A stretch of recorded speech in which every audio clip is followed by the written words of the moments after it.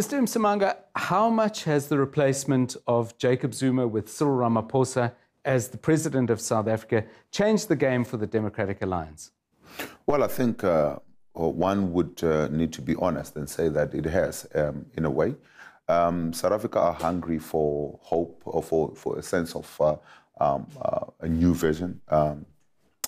During the December period, there was a bit of a slump from the party perspective, because South Africans are saying, well, we wanted anything but what we had, and therefore there's a sense of renewal, a sense of hope. But we say we're beginning to see the cracks, and I'm glad that we begin to see the cracks much earlier than getting to the election time.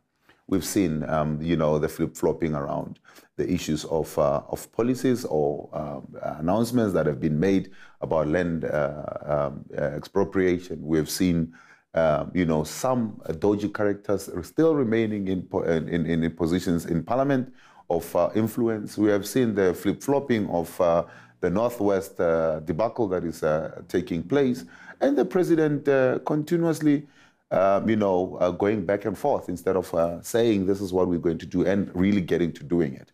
And that really begins to show that really it hasn't really changed much. And the residents are seeing it. I'm hearing it in the media. I'm seeing it with the people that we're talking to, that, we were promised a new dawn, but it's the same as old wine being put in a new bottle.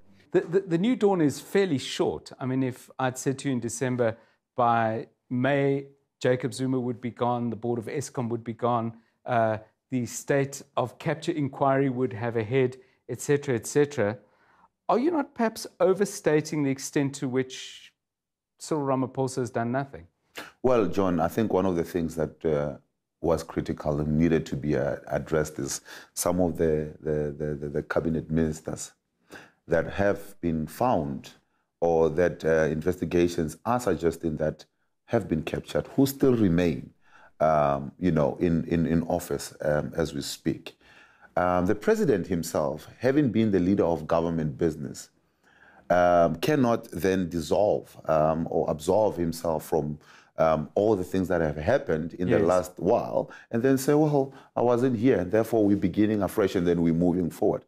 And people of South Africa are picking that up to say, well, you were there when some of these decisions were made. You were there as leader of government business to oversee what was happening at Eskom, what was happening at PRASA, what was happening at SAA. You cannot now come and say, well, there's a new dawn, so everything that I'm here, I'm going to fix everything.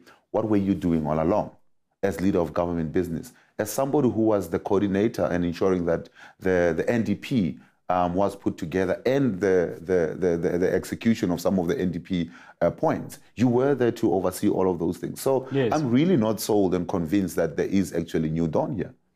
I want to ask you, as we move towards an election, Executive Mayor, one of the challenges you face, of course, is compiling your party lists.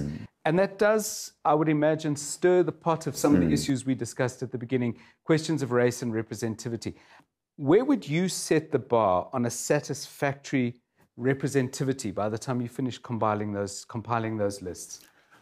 Well, John, I think there's something that I call nominitis that really kicks in just before elections. And it affects you and everyone else. Yeah, I think it affects all political parties. But there's one thing that makes me proud of my political party. We're the only party that would even call ordinary South Africans that are not even members of our party to apply a year in advance, become part of the program, and if they're good enough to be selected. We've advertised for members of parliament who want to come and be, or for people who want to be members of parliament, because our understanding is that you don't have to necessarily be a party loyalist through the years for you to represent not only the party, but to represent the people of South Africa. So what we have done is to make sure that we open it up for everybody, not only exclusively for members of the party, but opening it up broadly and getting the best talent to be able to serve the people of South Africa. The issue of race, yes, it needs to be presented in there. The issue of diversity in its entirety. When we talk about diversity, religious differences. When we talk about diversity, we talk about sexual, differences. All those things needs to be built into when we have representation, what we mean. There has been a tendency in municipalities that the DA took over for executive mayors to say, well, we're still dealing with the mess that the ANC made. At what point does that stop? At what point do you say, this is our city, it's on my watch, and whatever happens, good or bad, I take the buck stops with me? Well, and we've already started doing that, John. We've already started doing that. But unfortunately, you find yourself dragged into, needing to explain why certain things cannot be done. I'll give you a typical example. The fleet that we're using in our city is rented fleet. Yes. So we don't own our fleet. We're renting fleet from a company whose contract we had to inherit. And right now, the company is not even able to give us the correct fleet or to give us the round amount of fleet, therefore, in a way, impacting on service delivery. And people are saying, well, why is my street light not fixed? Why is the pothole taking a bit of longer to be fixed? And you need to explain that it's because I don't have the right equipment and I'm still bound by contracts that had been signed that are also ensuring that I'm bleeding millions every month. We just came out of a contract right now where billions of rands were spent on the smart meter contract, as an example. Yes. And until people understand that all these things that happened in the past are addressed and adequately addressed, it's going to hamper on how you perform going forward. Because money is now channeled towards wrongdoing that you now need to come out of. And I think for us to then say 18 months was sufficient time to have corrected all those things, and now you can now move on from a clean slate. I think it's a little bit unfair. Executive Mayor, I want to finish off by giving you 3 wishes. Wish number 1. What's your wish for the city of Tshwane? Well, wish number 1 is that the infrastructure of our city can be, we're dealing with some of the oldest infrastructure, I think, in South Africa that you would have is here.